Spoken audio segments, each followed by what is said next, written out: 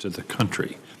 The purpose of our hearing today is to examine the fiscal year 2025 budget of the Space Force. Mr. Hill, I understand that you are testifying on Space Force policy issues in lieu of Dr. Plum, who recently left us. I will want to know the actions that your office has taken to help lower the classification levels of space programs so that the warfighter can use them more effectively. Many of these programs are so highly classified that few, if any, can use them, prohibiting information sharing in a time of conflict.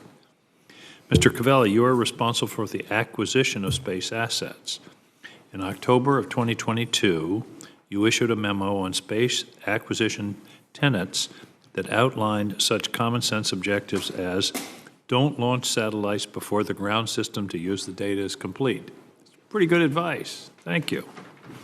As well as efforts to hold the industry accountable for the systems that they build. I'd like to know if you believe that those tenets are having an impact and that you hope that they would that you hope that they would back in October of 2022. General Guetlein, this is year 4 of the Space Force as a separate Title X service. If you look at the wall, your flag is there along with the other service flags. Now that you're a Title X service, I hope that you can share with us how you are training to defend our assets in space as well as to help the warfighter on the ground achieve their objectives if called upon. For fiscal year 2025, the Space Force is requesting $29.4 billion, which is a $600 million decrease from the fiscal year 2024 request of $30 billion. General Guetlein, it will be important to explain to the committee in open session how this essentially flat budget, actually declining budget, is impacting your ability to train and equip our Guardians to support the combatant commands. Again, I want to thank our witnesses for joining us, and after our short opening statements, we will have rounds of 5-minute questions of our witnesses. Senator Fisher. Thank you, Senator King. Mr. Hill. Are you correcting us? Yes, he was correcting my pronunciation. Guetlein. Sorry about that. Thanks, Senator. I'm sure I'm not the first person to ever mispronounce your name. No, sir. I've grown up with that name and I've heard it every which way. Thank you, sir. Secretary Calvelli, Mr. Hill, General Guetlein, thank you for being here today and for sharing your perspectives with this subcommittee, and thank each of you for your service. As this subcommittee knows, our capabilities in space provide our forces with unparalleled communications, targeting, and intelligence. Every other service relies on Space Force capabilities to close the kill chain. Our adversaries know this, and space is no longer a safe haven. It hasn't been for years, and it's taken the department far too long to openly acknowledge this. The fact is we need to be investing more in both offensive and defensive space systems to counter our adversaries and safeguard our assets on orbit. And we need a space acquisition system that can do so effectively and quickly. I look forward to hearing about progress being made in space acquisition and what more can be done. However, we cannot maintain space dominance unless we provide the Space Force with the resources needed to do so. I was disappointed by the President's budget request, but I hope to work with my colleagues on this subcommittee and on the Appropriations Committee to provide funding for additional space systems, including one on General Whiting's unfunded priority list. Thank you, Mr. Chairman. Mr. Hill, are you leading off? Thank you, Chairman King and Ranking Member Fisher, and distinguished members of the committee. Thank you for inviting us to testify on the Department's fiscal year 2025 space budget. We are clearly in a time of rapid change in the space strategic environment, one which does not favor the slow or those resistant to change. China and Russia are rapidly fielding space and counterspace capabilities to hold the joint force at risk and to deny us the space-based services on which we rely.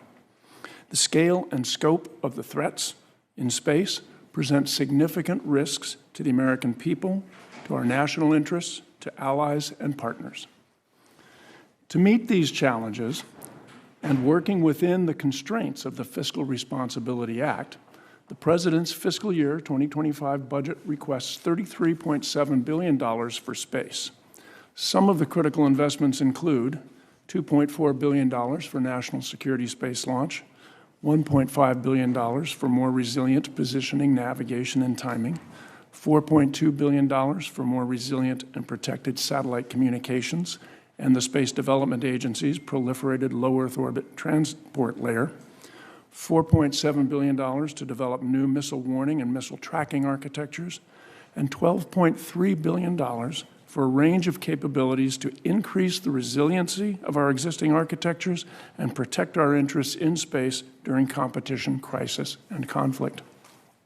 In addition to our space investments, the Department has made significant progress over the last 2 years on 4 key space strategy and policy priorities, which I have detailed at length in my written testimony. These are space control, space cooperation, space classification, and commercial space integration. In short, we have obtained presidential guidance to assure our space missions and to protect and defend the joint force from space-enabled attacks.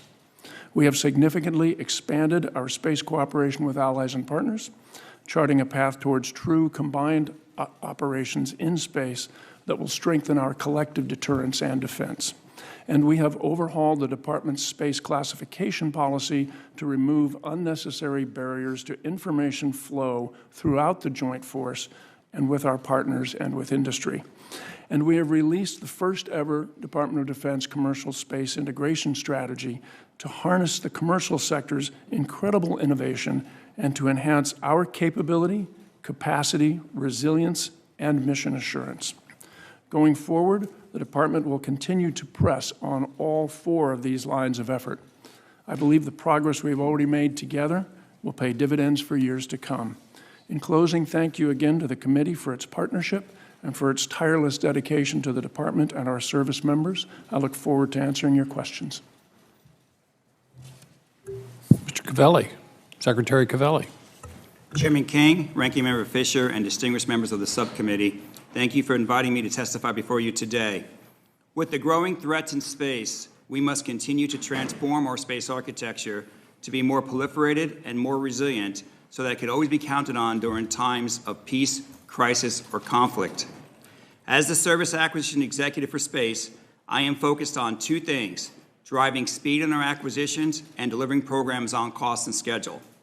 I'd like to highlight some of the progress we've made since I testified before this committee last year.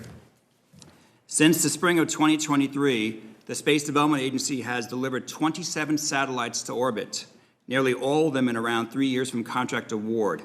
This includes 8 new missile warning, missile tracking satellites and 19 data transport satellites.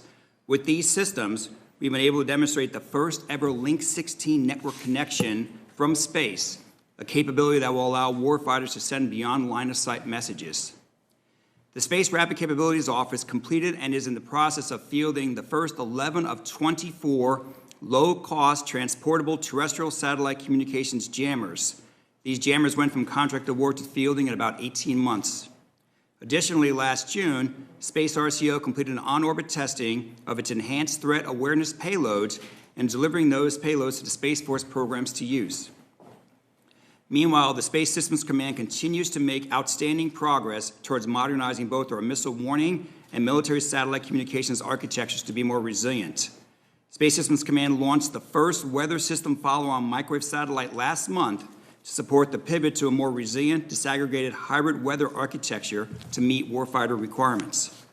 Last September, Space Systems Command's tactically responsive space mission known as Victus Nox demonstrated the ability to go from factory floor to on-orbit operations in less than 5 days. And since April of 2023, there have been 7 national security space launches that deliver critical warfighting capabilities to orbit. SSC is also adding resilience through allied partnerships. For example, they delivered 2 enhanced polar system payloads, which will be hosted on Space Norway satellites that will be dual launched this July, providing protected satellite communications in the Arctic region. Space Systems Command even broke ground this summer in Australia, or last summer, on the Deep Space Advanced Radar Capability Site 1, and will award a design contract for Site 2 this summer with the United Kingdom. This partnership with Australia and the UK is critical to our space domain awareness mission. We're also continuing to take advantage of strong space industrial base, including awarding contracts to many non-traditional space companies and implementing our recently published commercial space strategy. Simultaneously, we are aggressively tackling challenging programs to get them over the finish line. We are focused on delivering the GPS Next Gen Operational Control segment, also known as OCX, and making significant progress towards getting the system ready to transition to operations in 2025. Another one of our challenging programs, Atlas, has made significant progress. The program is on schedule to incrementally deliver space domain awareness command and control capabilities next year to enable, finally, the decommissioning of the legacy SPADOC system. We've also proven now that we can build small satellites quickly. However, as we begin to deliver the next tranche of SDA satellites this fall, getting the military services to adopt and use these satellites will be a key success to our systems. Likewise, our ability to maintain assured access to space for our space capabilities remains paramount, and launch providers must be ready to scale to meet the increased demand. We are also working to move programs out of special access program stovepipes.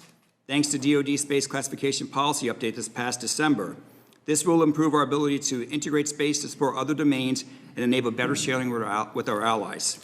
Overall, we are doing a lot by simultaneously transforming our space architecture to make it more resilient, and at the same time investing in those protect and defend missions that we need to do to guarantee the advantage we get from space and protect the joint forces. As we continue to drive speed into our acquisitions, our job and our top priority as acquisition professionals is centered around program execution. Simply defined, it means delivering programs on cost, on schedule, that work. We're taking a special interest in making sure that up front, when we develop our action strategies and RFP documents or request for proposal documents, that they are realistic and executable, that we implement source selection strategies that leads us to awarding contracts with achievable cost and schedule baselines, and to a contractor with the right expertise, skills, and staff to do the job, and then once under contract, relentlessly managing the program baseline on a daily basis to ensure we deliver on cost and on schedule. Given the threats and increased capabilities of our competitors, it is critical that we deliver programs on cost and schedule, and this is a key focus area for me. Thank you to the subcommittee for all your support. I look forward to your questions. General Guetlein. Chairman King, Ranking Member Fisher, distinguished members of the committee, thank you for your continued support and for the opportunity to testify on the Space Force's posture for fiscal year 2025. On behalf of the Secretary of the Air Force, the Honorable Frank Kendall, and the Chief of Space Operations, General B. Chance Saltzman, I am honored to share that we are wholly dedicated to forging a new service purpose-built for great power competition. Space has never been more critical to the security of our nation, and to the success or failure of the joint force depends heavily upon the capabilities that we present. The repeated actions by both the Russian Federation and the People's Republic of China underscore the urgency for action. Although we still maintain control of the space over our competitors, they are working hard to close the gap and assert their dominance in space. We cannot afford to let this happen. Space is the foundation for the joint force, and it is fundamental to our peaceful way of life. GPS alone is an essential part of every aspect of our daily lives, from our cell phones to our banking systems and even to our ability to get crops out of the field and groceries to the shelves. We cannot let our near-peer competitors overtake us, or we will lose what we hold dear. If we fail to keep pace and ultimately surrender our lead in space, every space-enabled benefit we enjoy today will be at risk, and the world will become a far more dangerous place. We must maintain control of the domain in order to defend the United States and to protect the joint force from space-enabled attack. With only 3% of the DoD's budget, the Space Force offers a tremendous value proposition to the nation. Every dollar invested in space brings asymmetric returns. But that also means that every dollar cut creates asymmetric risk. Make no mistake, if we are to deter and, if necessary, defeat aggression in space and across the globe, we must continue to invest in the United States Space Force. Against a near-peer adversary, control of space is the linchpin. Without it, we cannot deter conflict. Without it, we cannot provide vital effects. Without it, we cannot protect the joint force, and without it, we cannot win. The Space Force's theory of success includes 3 parts: avoid operational surprise, deny first mover advantage, and conduct responsible operations in space. The Space Force budget request aligns with these priorities and is designed to support the National Defense Strategy by building training and equipping the forces the nation needs to preserve freedom of action in space while deterring and denying adversarial objectives.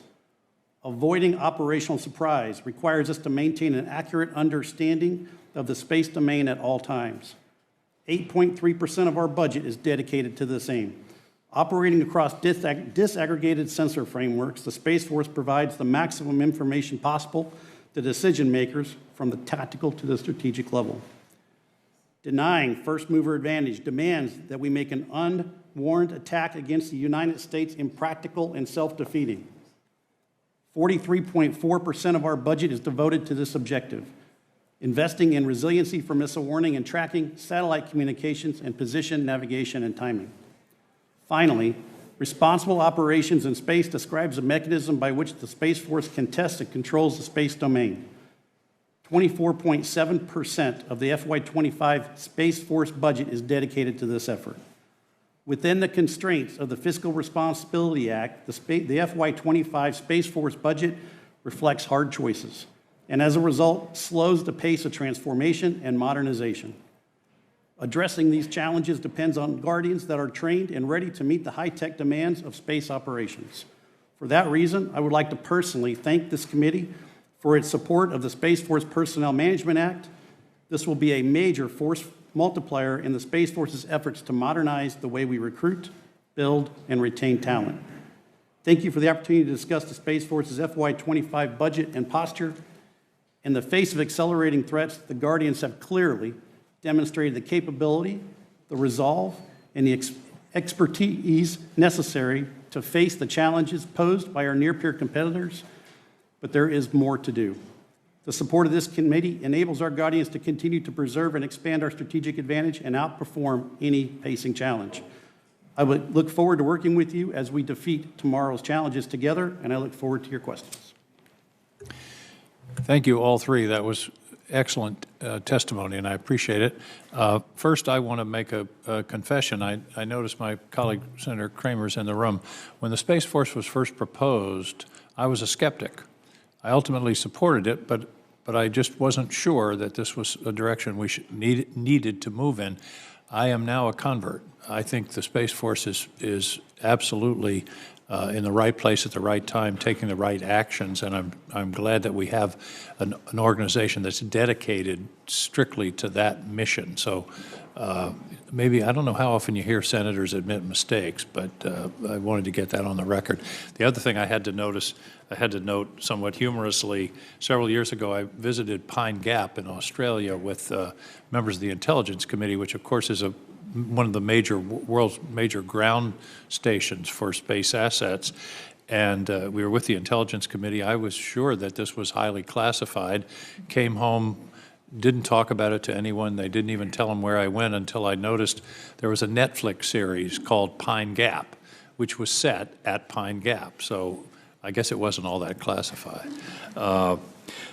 Mr. Hill, classification. Are you making any progress on the declassification? Having information that can't be used by the people that need it is not very useful information. Talk to me about where you are in the declassification process. Thank you, Chairman King. Yes, we're making progress. We are, with the Deputy Secretary having signed out the new policy, and that took us a good year to rewrite the policy. It was replacing a policy that was 20 years old. A policy was clearly out of date.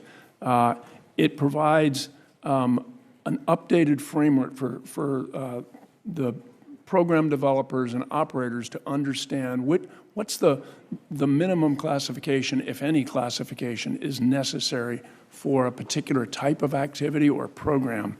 We then turn that over to the services, and Secretary Calvelli is taking it very actively to then rewrite the service the classification guides that they own for the particular systems that they develop. One important thing to understand. Human nature is to overclassify. Yeah. Is there some systematic way to say Does this really need to be classified at this level? Is there a mechanism? Yeah, that policy very clearly provides that, and the direction that the Space Force and Secretary Calvelli have taken to heart is to move as fast as they can to update to that policy, which I expect will result in many things being removed from special access programs. That will enable better planning and integration across the joint force, as well as, and so if, what I could offer is maybe Secretary Calvelli could talk specifically Secretary how he's Calvelli, doing your that. views? So there was a 2004 policy that drove most space activities into the SAP world. I mean, it was actually a written policy.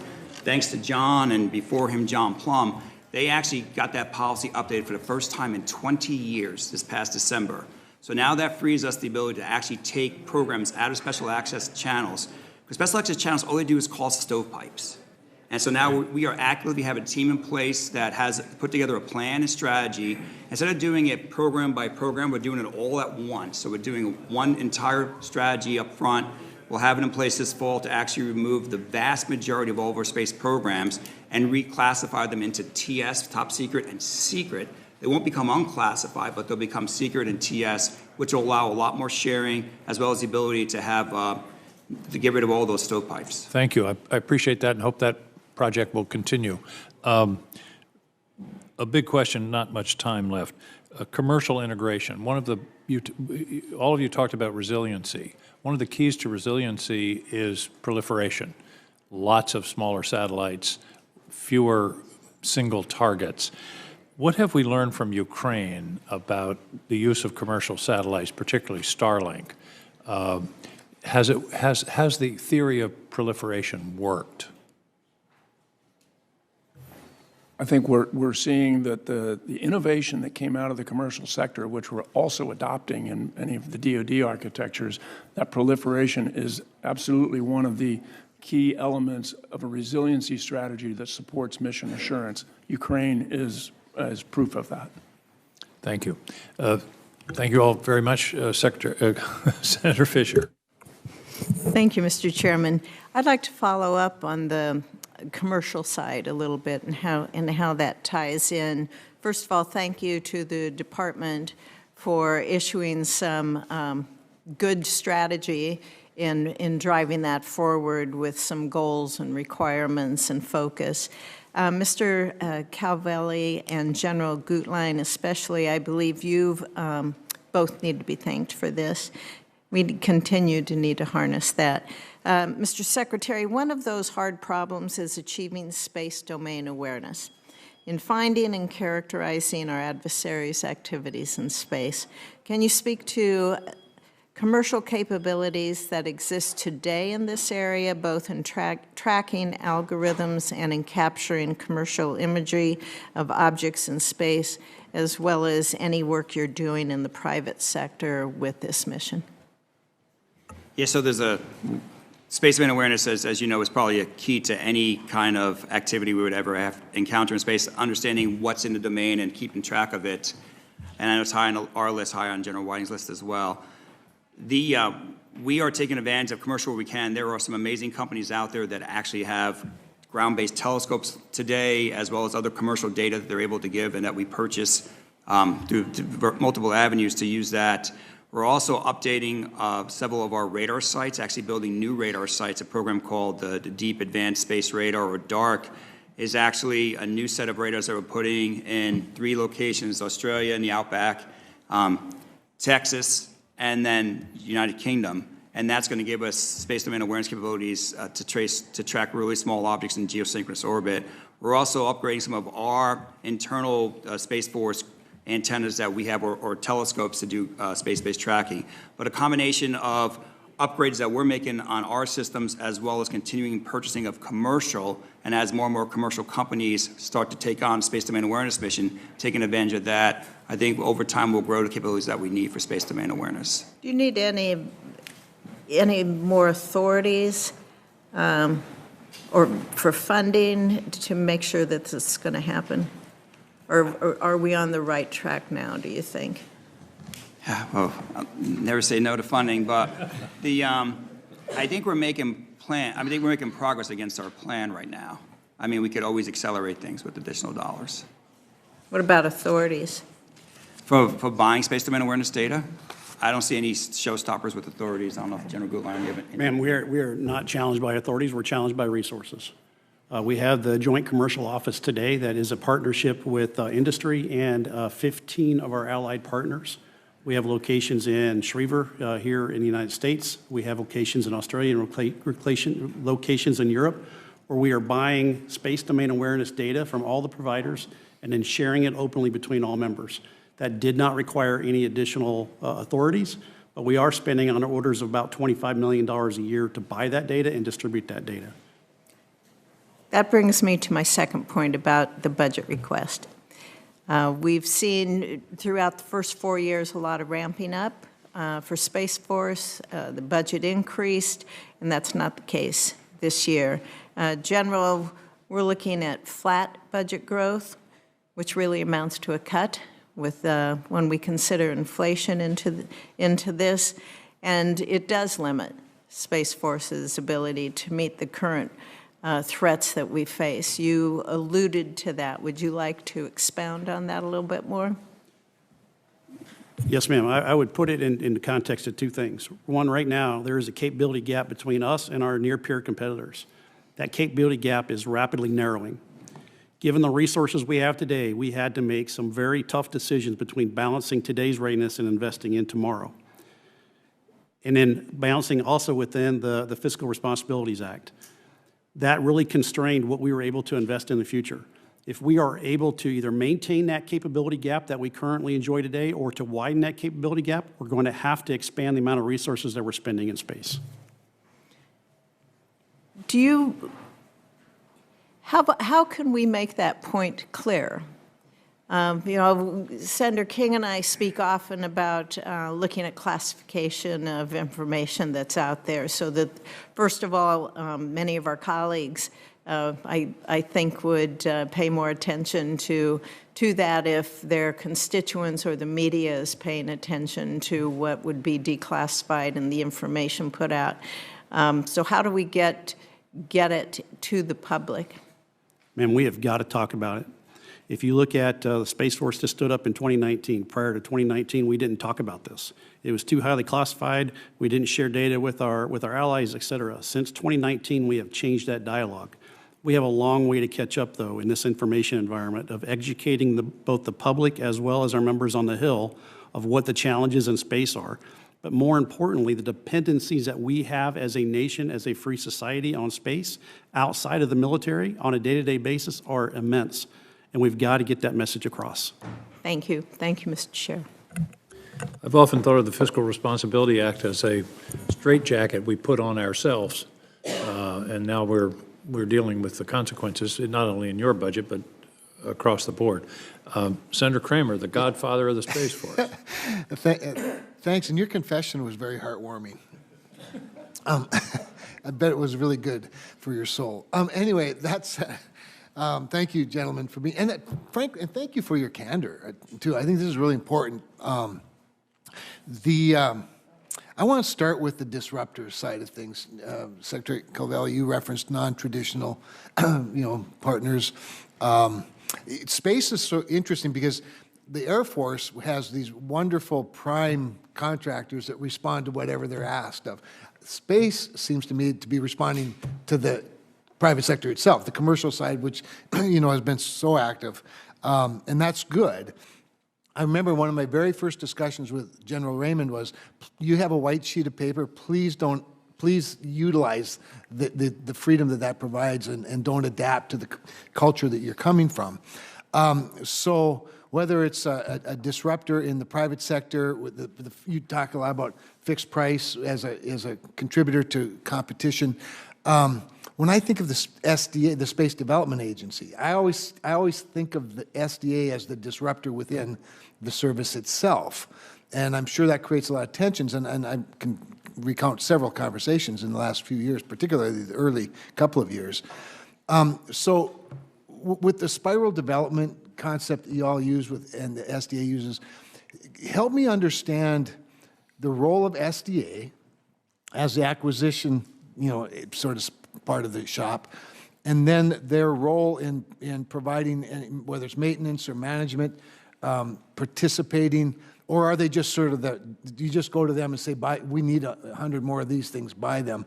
And I say that, I ask that question honestly with some concern that SDA could end up getting a little bit handcuffed and not be the disruptor we need them to be within the larger Space Force. If that makes sense, and you could elaborate and correct me where I'm wrong. No, I think you're right. Thank you. So SDA has been doing a magnificent job in terms of getting capabilities to orbit. So their first spiral of what they call Tranche 0 got 27 satellites on orbit, eight missile warning, missile tracking satellites, and 19 transport satellites. And we're demonstrating those capabilities now. Tranche 1 will start launching again this December will be the first set of launches for there. Again, more transport satellites, and then next spring, more tracking satellites. So from where they fit in, all things proliferated at low Earth orbit that relate to missile warning, missile tracking, as well as data transport, SDA is our go-to. That is their strength. Their strength is small sats, proliferation, low Earth orbit, hundreds of miles above the Earth. We tend to go to like Space Systems Command for the more traditional missions, such as military satellite communications at higher altitudes for missile warning, for launch, for space domain awareness. And then we tend to go to Space RCO for things that are related to, I'll say, protect and defend kind of missions that are unique, that would go directly to support Space Command. But overall, it's working out pretty good. SDA is part of the Space Force. They're part of the family. They fit in. Even though they're a little bit disruptive, they fit in pretty nicely, actually. I think they are showing the way to the other parts of the organization that by building smaller and by using fixed price, you actually can go faster. I'm really impressed with them bringing in new space companies like Sierra Space and Rocket Lab and York Systems, and using commercial bus lines like we see like at Airbus and at Terran Orbital. And I think those are all really healthy things for the country. So, under my watch, I expect to continue to see SDA can keep doing their great work. And I think the biggest thing we'll see down the road is we need to make sure as we launch Tranche 1, which is operational systems next year, that people use it. Yeah. Right? It doesn't matter how fast we build them if no one uses them. And we need to get the services to ramp on and adopt it. General, just elaborating a little bit on that, is there a handoff, or does SDA continue to sort of operate in that space after the assets are launched? And as the Secretary said, if no one uses them, but if no one's using them, does SDA continue sort of using them and helping develop new and spiral as they're operating what they've done already? Yes, Senator. So as Secretary Calvelli said, we have integrated the Space Development Agency fully into the United States Space Force. I understand that. So they are a part of the team. Their capabilities are being detailed planned into our war games, our exercises going forward, and into our war plans. So we are already counting on that capability and starting to test it. As like Secretary Calvelli said, we've already proved Link 16 from space. We are now taking that capability and playing it into the exercises to see how it plays, understanding how it's going to support in a contested environment, and how do we continue to take advantage of it. Thank you. And if there's another round, I may get into some of the budget stuff. Thank you, Mr. Senator Tuberville.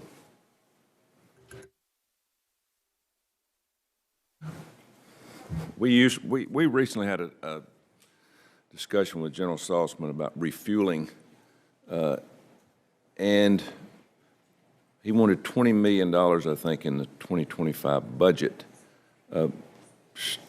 How far are we behind China in refueling? This $20 million was only for a study. Can you explain that? I mean, $20 million for a study, other than $20 million more for learning how to refuel and why we need to refuel and how far behind we are. Anybody want to answer? Yes, Senator, that's a good question, and I do recall you asking the CSO about that question.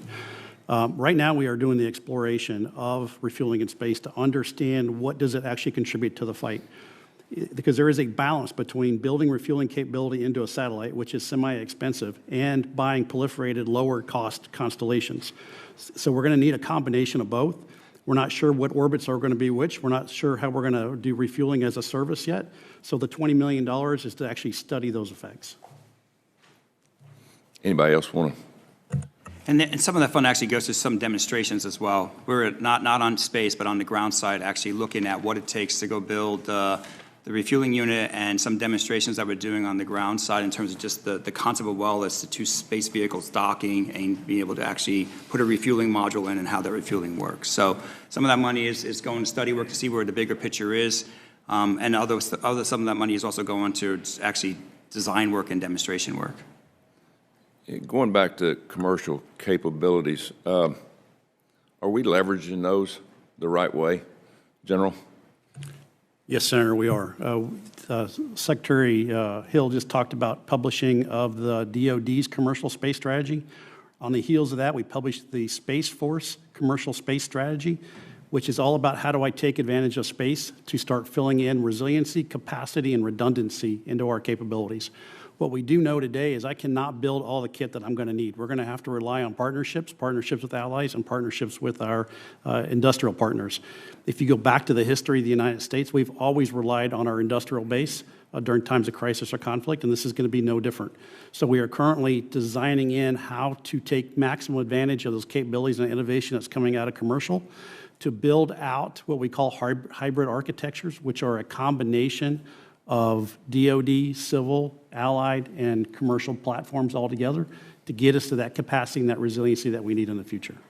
There's not a week goes by that I don't have somebody coming from Huntsville that's building new satellites. I mean, it seems like it's a growing trend, and whether it's building or refueling or using nuclear energy in satellites or offensive or defensive satellites. Do y'all see the same thing? I mean, are y'all overwhelmed with people that are getting in the satellite business sector? It's amazing. I mean, we're very fortunate, knock on wood, and I hope it keeps this way, that the space economy is starting to boom, and we're seeing amazing entrepreneurship from across the United States, and companies come in. A week doesn't go by that a new company doesn't come in and tell me about some great concept that they're pursuing and doing. And what's really wonderful is that they're also getting great investment dollars as well to be able to start themselves off. So we're excited about the new space economy that's booming. Seems like they got a lot of money they want to invest, which is fine with us, right? Yeah, absolutely. It helps us all. General, what about retention, recruiting and retention in the Space Force? Could you talk a little bit about that? Thank you, Senator. We have the highest recruiting and retention in the United States Space Force today. We have continuously exceeded our recruiting goals by several hundred. We have more people beating on our door to come into the Space Force than we can possibly take efficiently today. So that's a great problem. From the retention side of the equation, we're also doing great. We're in the high 90s on both enlisted and on civilians, and we're able to retain that technical talent that we need for a complicated domain. Seems like that would be one of your most important things is retention, experience. A lot of money out there in the private sector, as we just talked about, building satellites. So you don't see any problem in retention? We haven't had that problem? No, sir, we have not had that retention today in the United States Space Force. We are constantly watching for it. We are constantly trying to make sure that we're giving our guardians an experience and that we're giving them the tools that they need to be successful. But like I said, right now, we're in the high 90s for both our enlisted and our officers for retention. Thank you. Thank you, Mr. Chairman. Senator Rounds. Thank you, Mr. Chairman. First, let me just say thanks to all of you for your service to our country, and we appreciate the opportunity to have this open briefing. I want to focus on just a couple items that I think we sometimes miss in the discussion when we're in a classified session, and part of it is the budget itself. On May 1st of this year, in front of the SASC hearing on the Space Force posture, it was reported that we've got basically a decrease in the Space Force budget for 25 from 24. The request in the FY25 is $29.4 billion, which is a decrease of $600 million from FY24. $18.7 billion for research, development, and testing. The FY24 request was $19.2 billion. The enacted was $18.6. That's almost $600 million less. We're talking an additional $650 million less with regard to procurement. And we're talking $122 million less with regard to operations and maintenance. And we're looking at about $9 million less, almost $10 million less with regard to military personnel.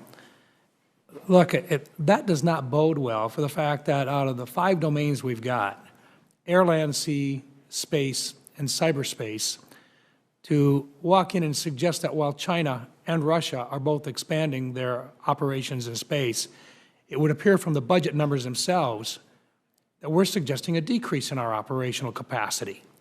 Mr. Hill, your thoughts? Senator Rounds, that hits the nail on the head of a problem we face this year. We've all mentioned it. I mentioned it. I think Chairman or the ranking member mentioned the constraints of the Fiscal Responsibility Act. 1, that was one of the factors we had to deal with this year.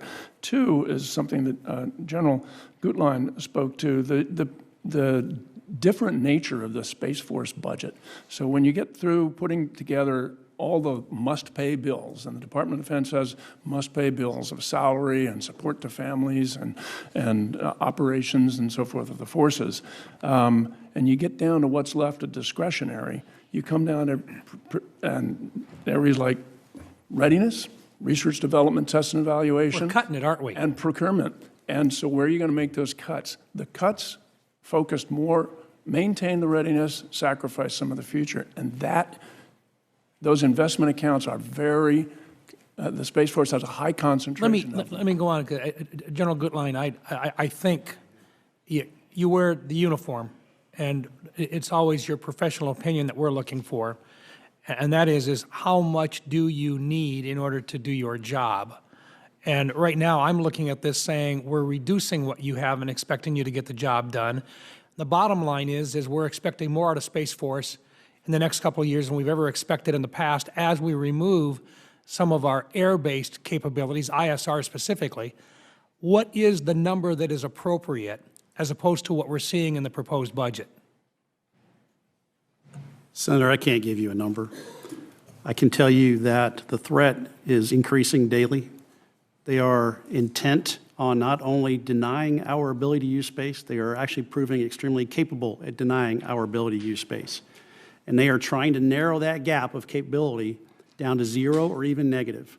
And we've got to increase that gap. General, if we were in a classified session and we asked you which programs, which products, which plans you proposed were denied in this budget, would you be able to give us a straight answer at that time? Yes, sir. Thank you. Look, let me go on just a little bit. Right now, we've got guys in the Gulf sitting on destroyers and other equipment that we've got that are in harm's way. Part of what we expect is to be able to provide them with accurate information, intel, ISR, to be able to identify the guys that are shooting at them, the Houthis. Today, in the Gulf, we have reduced numbers of those types of assets available, and yet we've got guys still sitting there.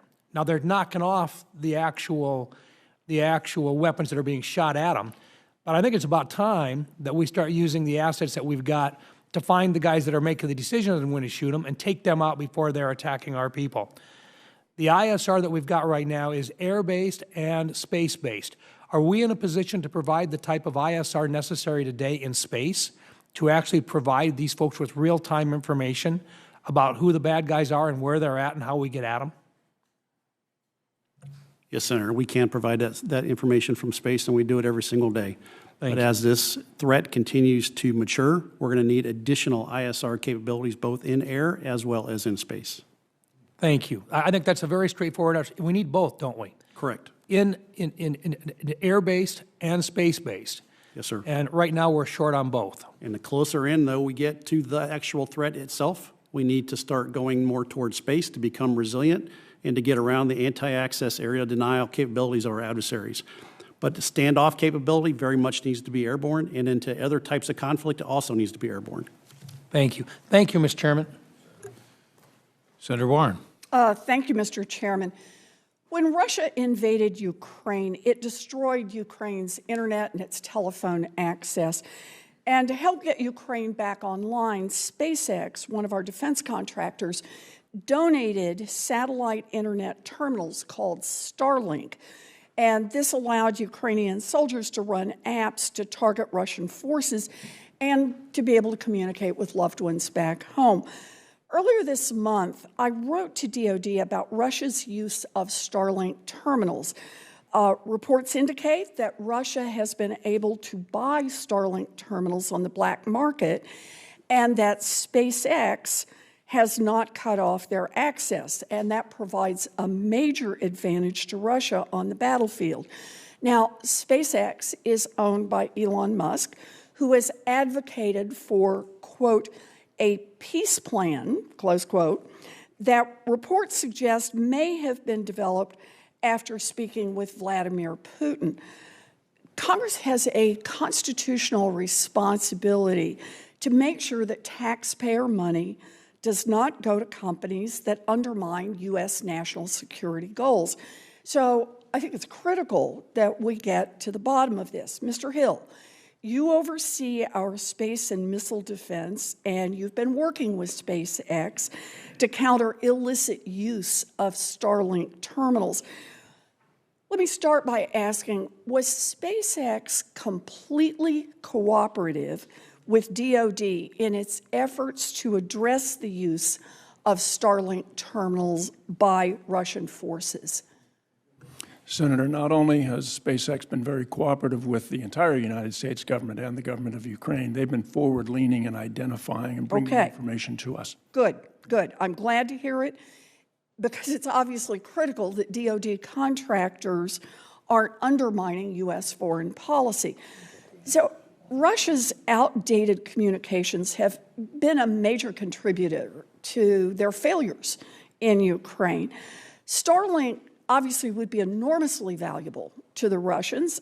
It would provide Russia with secure communications that they sorely need, which would significantly erode Ukraine's advantage on the battlefield. And I understand this is classified, an unclassified environment, so I don't want to go anywhere where we shouldn't. But I think there's a compelling public interest to conduct this oversight and to understand how DoD is plugging leaks here. So, Mr. Hill, in the broadest terms, can you describe how you worked with SpaceX to address this illicit use? So in broadest terms, recognizing that Russia has longstanding experience operating black markets and is now leveraging black markets of their own.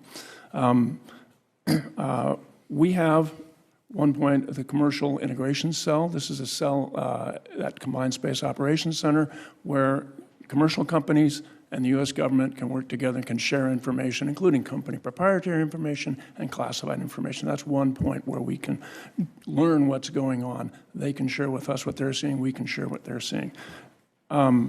Broader across the government, we can then develop strategies. Is it better to identify all the terminals that should be left on, or should we identify terminals that should be turned off?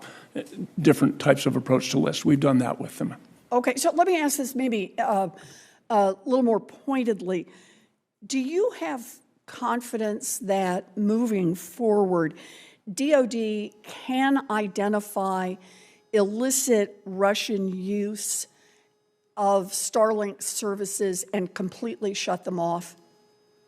I think this will be a continuous problem. I take that as a no. I think we can continue to identify them and turn them off, but I think Russia will not stop it. Okay, so you think it's going to be an ongoing process? You know, war obviously is an unpredictable unfolding, but we shouldn't have to worry about whether or not U.S. contractors are supporting our adversaries or giving access to our adversaries.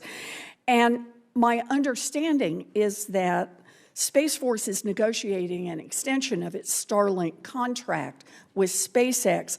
So, Mr. Hill, can you assure me that as you renegotiate this contract, that you will have provisions in place that will require SpaceX to do everything within its ability to prevent illicit use by Russia and other forces?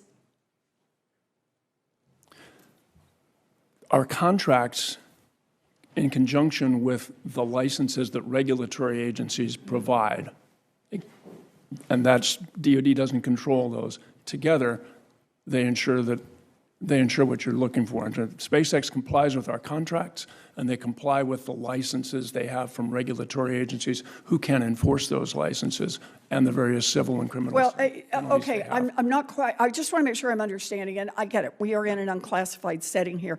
The devil is always in the details. I taught contract law for many years. So I would ask you to submit to the committee the conditions that give you confidence that SpaceX is bound contractually so that it will prevent illicit use of those terminals by Russia. You know, I just think it's critically important that DOD hold its contractors accountable for any mismanagement or any illegal acquisition of its hardware and services by bad actors. And we just want to make sure that Russia's not getting an advantage here. And in responding to the letter that you mentioned at the outset, we will be addressing those kinds of things for you. Appreciate it. Thank you. Thank you, Mr. Chairman. Indeed. Senator Kramer was next. Thank you. Well, thank you, Mr. Chairman. Thank you. Thank you for all being here, for the work that you do. Really appreciate it.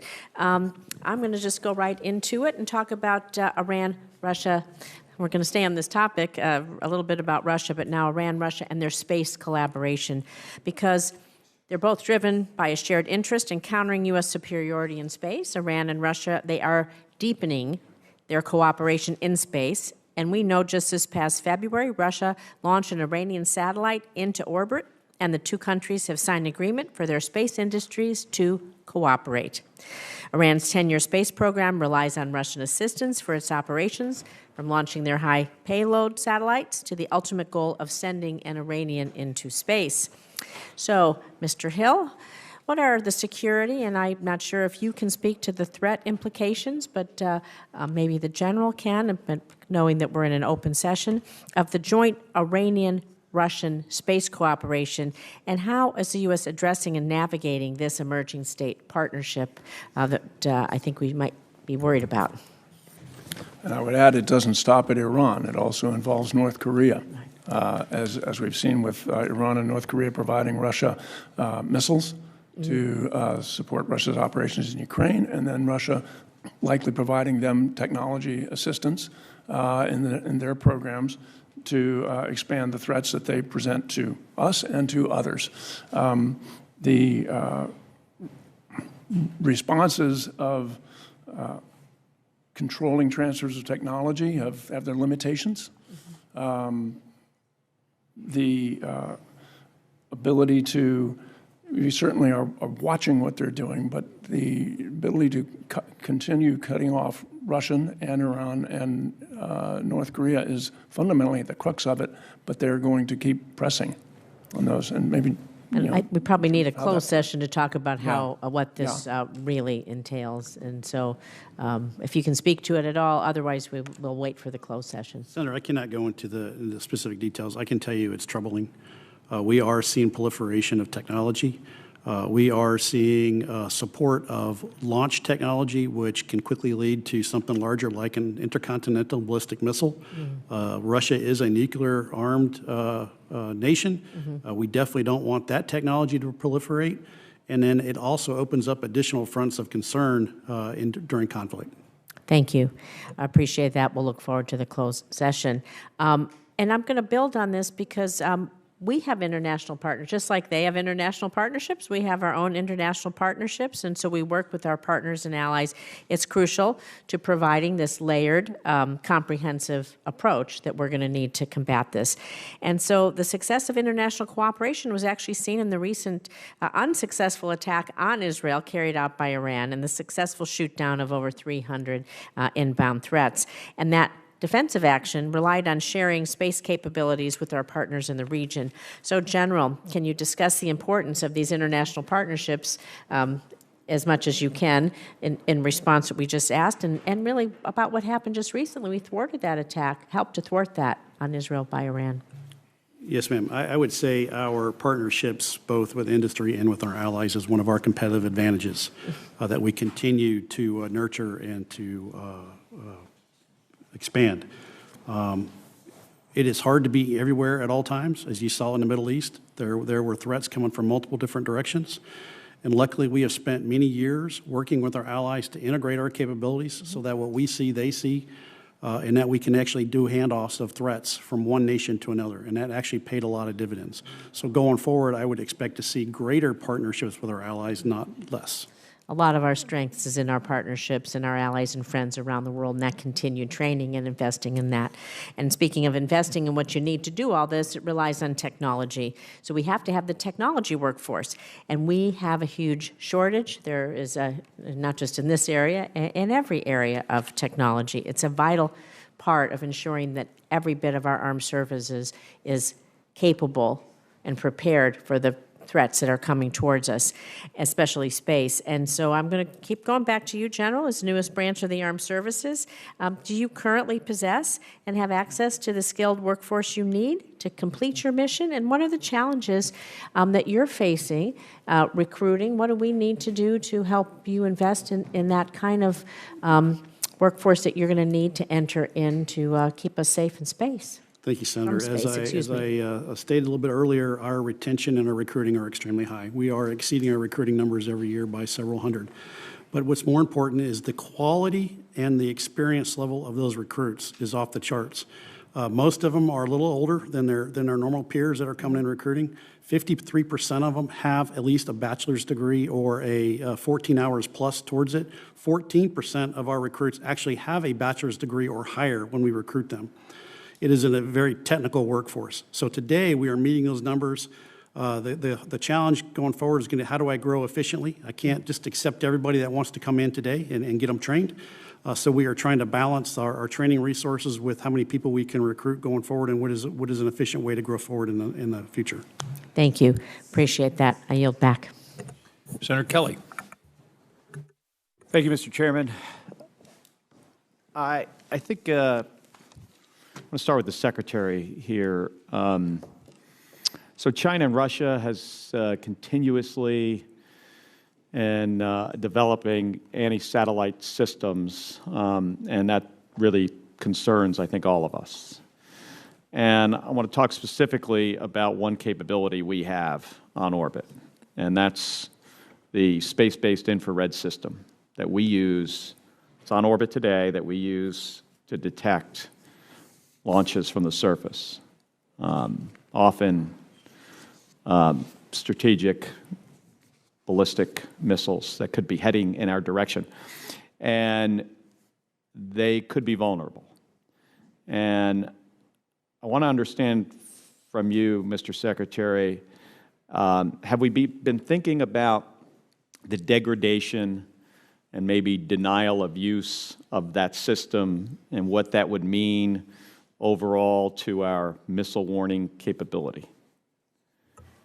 Yes, we have. In fact, we are re-architecting that system and building a proliferated layer at medium Earth orbit and a proliferated layer in low Earth orbit. In fact, there was 8 satellites that we launched already for the LEO option just against that threat. And so we'll maintain through orbit diversity and through proliferation. So we'll maintain the GEO orbit for the near term. We'll have the MEO orbit coming of age starting in 26, and we'll have the LEO orbit starting to get populated now. So because you are totally correct, because of the threat against capabilities like missile warning that the nation relies on and needs, we are fundamentally changing the architecture to build a proliferated layer at LEO and MEO that's much more highly resilient than the few big juicy targets today at GEO.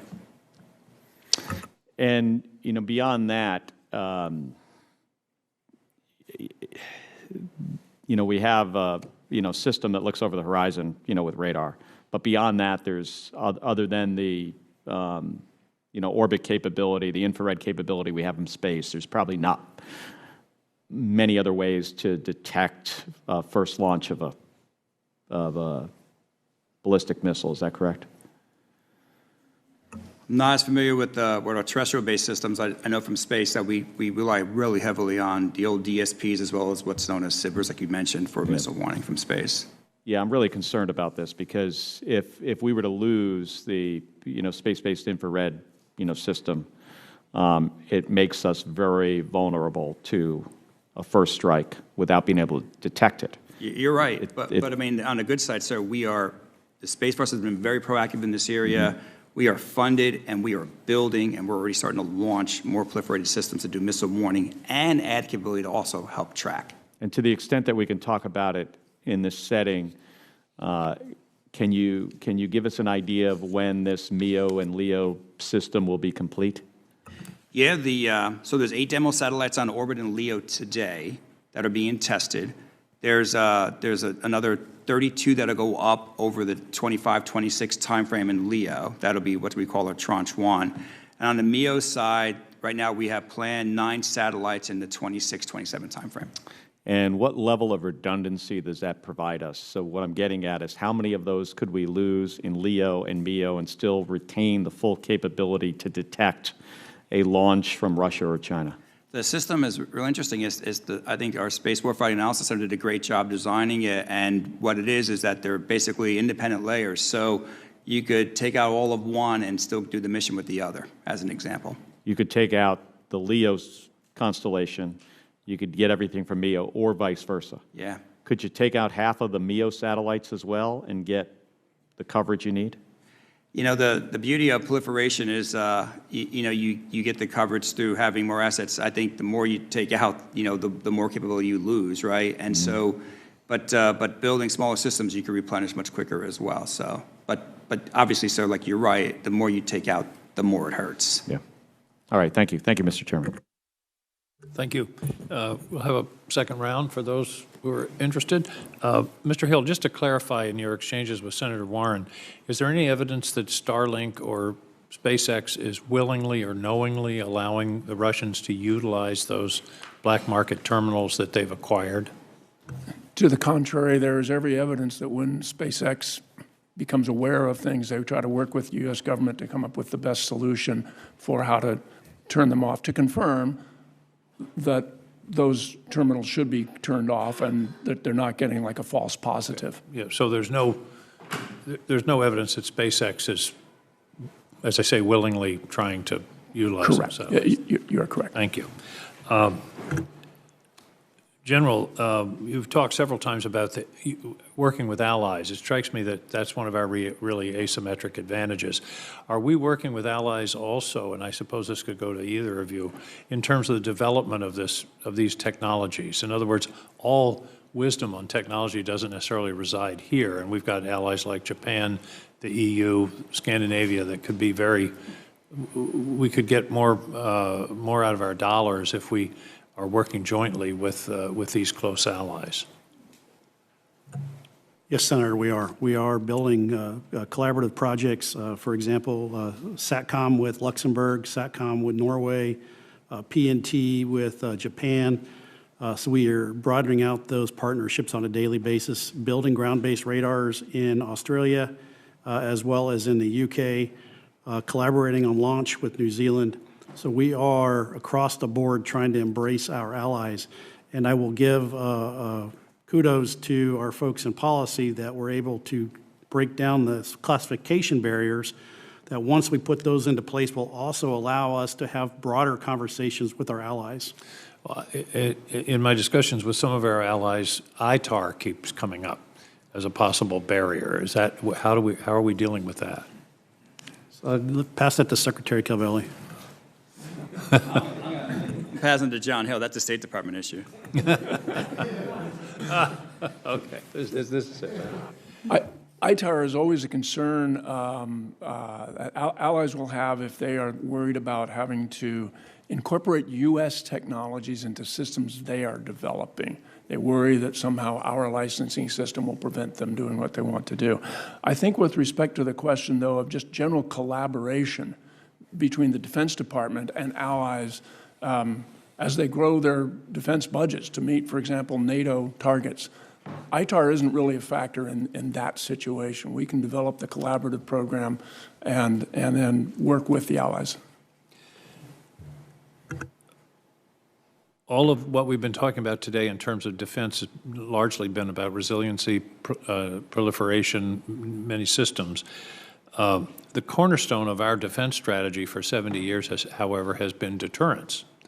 That is, the adversary fears the consequences of an aggressive action against this country. Is deterrence part of our strategy in space, Mr. Secretary? I think absolutely yes, but I think one of the challenges is the classification levels, and so you Well, can't it's not deter- deterrence if the adversary doesn't know about it. You are correct, and I'll defer to General Guetlein and the Space Force on deterrence. That's Dr. Strangelove 101. General? Senator, integrated deterrence is a foundation of our strategy. We do balance on a day-to-day basis what capabilities we decide to reveal and conceal to make sure that the adversary knows that we are intent on maintaining that capability gap and protecting and defending our capabilities on a day-to-day basis. So in deterrence is the cornerstone of everything that we're trying to do. And if you think back to General Saltzman's, one of his core themes is competitive endurance. Under competitive endurance, we'd rather be in a state of constant competition and to deter aggression rather than be into a state of conflict. Thank you. I have to go to another hearing. Vice Chair Fisher is going to preside, and it's over to her for a second round of questions. Thank you, Mr. Chairman. General, again, to follow up with what the chairman was talking about and tying it into the budget. I know there's a robust unfunded priorities list, both from General Whiting and from General Saltzman. And in this setting, can you discuss some of the general capabilities that Space Force could move ahead with if you were provided with those additional resources? When we talk about deterrence, that's the point of this. Yes, sir. Thank you, Senator. General Saltzman earlier last month submitted our unfunded priority list to the tune of about $1.15 billion. In that list was resiliency for our ground systems, power upgrades, HVAC systems, what have you, because the Space Force fights from in place. So our facilities, our power and cooling is really our JP-8, our fuel, if you will. That is our weapon system. So he's asking for money to invest in resiliency. He asked for money in the working capital fund to get it, to remove it from DISA over to the Space Force so that we have a business model to actually procure additional commercial capacity for our warfighters and for our nation. He asked for $19 million for the National Space and Test and Training Center, which is building out our ability to do advanced test and advanced training in a live virtual constructive environment. He asked for $60 million to restore the small launch program so that we can provide ride shares to our industry partners and to our academic partners. He asked for $786 million in classified space control capabilities to ensure that we can protect and defend our capabilities on space. And he asked for $43 million to allow the Space Development Agency to do experimentation. Thank you, sir, very much. Hopefully we can start to deliver on some of those. Senator Kramer, do you have additional questions? I don't, because I was going to get into that. Thank you. Senator Rounds, any other questions? Thank you, Madam Chair, or Vice Chair. For Mr. Hill and General Guetlein, are you aware of the 20-month Embers study that was authorized to explore the sharing of the electromagnetic spectrum in the critical 3.1 to 3.45 gigahertz band? I am. And are you aware that this was a study that included the whole of government as well as representatives of defense contractors and the telecommunications industry? Yes, Senator. Yes, Senator. Are you aware of the finding of this interagency study group that sharing in this band between federal and commercial systems is not feasible unless, and I quote, certain regulatory, technological, and resourcing conditions are met and implemented? Yes, Senator. Yes, Senator. Are you also aware that the estimate of this interagency study was that implementing the conditions could take 30 years and $260 billion in this portion of the electromagnetic band alone, even if the very stringent conditions were able to be met? Yes, Senator. Yes, Senator. Are you also aware of the legislative proposals in the Commerce Committee calling for the use of the 7 to 8 gigahertz band of the spectrum, where the Space Force and other services maintain similarly critical systems for the defense of our country? Yes, Yes, Senator. Senator. Can you tell the subcommittee where you stand on these efforts if they proceed forward without the most stringent conditions, such as the development and implementation of the dynamic spectrum sharing, the interference safeguards, and a massive influx of federal resources to maintain the defense of this country? Senator, spectrum is vital to our way of life. It is actually a natural resource, just like water or air. And just like water or air, we need to protect that vital resource. We need to make sure it's not contested. We make sure it's not polluted, and we need to make sure it's not controlled. If you look at the 7 to 8 gigahertz spectrum band that you're talking about, that is where most of our NC3, so our nuclear command and control capabilities lie. Those systems have been purposely designed for that spectrum. And if we were pushed outside of that spectrum, those systems that took us decades to develop and billions of dollars to develop would have to be reconstituted in some sort or fashion. If you look at just the wideband gap filler system, we have 10 of those on orbit today. They cost about $600 million a piece. Each one of those takes 4 years to develop. Just looking at just that one piece of the architecture for wideband gap filler, that's $6 billion and at least a decade to reconstitute. To assume that we could even find another spectrum that it could operate. You amplify that across all of our capabilities, and you start to see the large numbers that you just talked about in that study. So it would be detrimental to us to lose that spectrum. Mr. Hill, anything to add to that? That was excellent summary of how we use it. The national security community, Defense Department, intelligence community, when we have been allocated spectrum, we have invested heavily to utilize that spectrum. The nation has tremendous investments that are put at risk if we carelessly start reallocating spectrum. The national security community needs to be at the table whenever this conversation comes up. Would you suspect that our adversaries would love to see us try to disrupt our ability to use those specific bands? Absolutely. Our adversaries always like to see us disrupt ourselves. We have met the enemy, and sometimes the enemy is us. One other thought, I note also that in the 3.1 to 3.4 gigahertz area, the LRDR, or the long-range discriminating radar, actually sits in that band as well, doesn't it? It does, and that is our last line of defense to protect the homeland from a nuclear launch from North Korea. Thank you. Thank you, Madam Chair. Thank you, Senator Rounds, for opening up that line of discussion. I would just follow that up as a member of the Commerce Committee that there are some bills out there that look at spectrum auctions. There are deep concerns by many members, obviously on Armed Services Committee, but on Commerce Committee as well.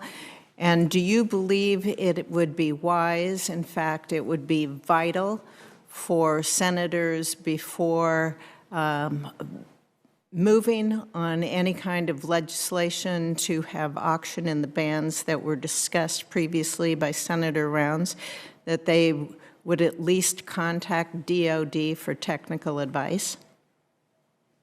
Yes, Senator. Yes, the Defense Department needs to be part of the conversation. Thank you. As you said, this is a national security issue, and it would be detrimental for us to lose access of that spectrum for our security. Am I restating that correctly? Yes, Senator. It would be detrimental for us to lose access to that natural resource. Correctly and more succinctly than I usually do. Thank you. You did a nice job, Mr. Hill. Thank you very much. Anything else from senators that are present? Thank you very much. And with that, I thank our panel for being here. Look forward to continuing our discussions, and this hearing is adjourned. Thank you.